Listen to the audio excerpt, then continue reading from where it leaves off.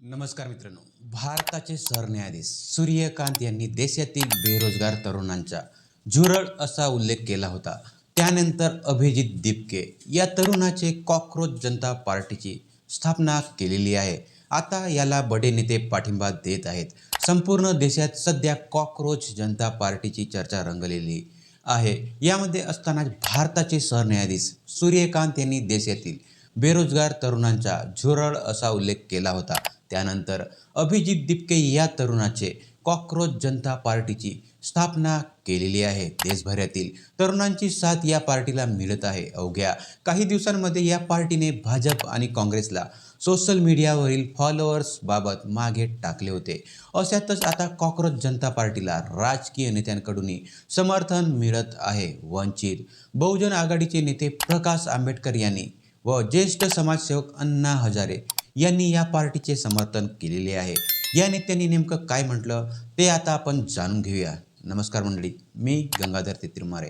वंचित बहुजन आघाडीचे सर्वा प्रकाश आंबेडकर यांनी कॉकरोच जनता पार्टीचे संस्थापक अभिजित दिपके यांच्या कुटुंबियांशी संवाद साधला. यावेळी प्रकाश आंबेडकर यांनी अभिजित दिपके यांचे वडील भगवान दिपके यांना म्हणाले की काळजी करू नका, कोणतेही अडचण असल्यास संपर्क करा. याआधी प्रकाश आंबेडकर यांनी देशाच्या CJIने माफी मागावी व त्यांनी केलेले विधान हे त्या याचिकेबद्दल होतं हे त्यांनी सांगायला हवं होतं, असं विधान केलेले होते. ज्येष्ठ समाजसेवक अण्णा हजारे यांनीही कॉकरोच जनता पार्टीचे समर्थन केलेले आहे. अण्णा हजारे यांनी म्हटले की न्यायाधीशांनी युवकांना झुरळ कोणत्या उद्देशाने म्हणाले याबाबत विचार करावा लागेल. मात्र याच झुरळ जनता पार्टीच्या मागे युवक उभे राहिलेले हे महत्त्वाचे आहे. झुरळ हे नाव जरी योग्य वाटत नसलं तरी जनता या पार्टीच्या मागे उभी राहिलेली आहे. महत्त्वाचे आहे.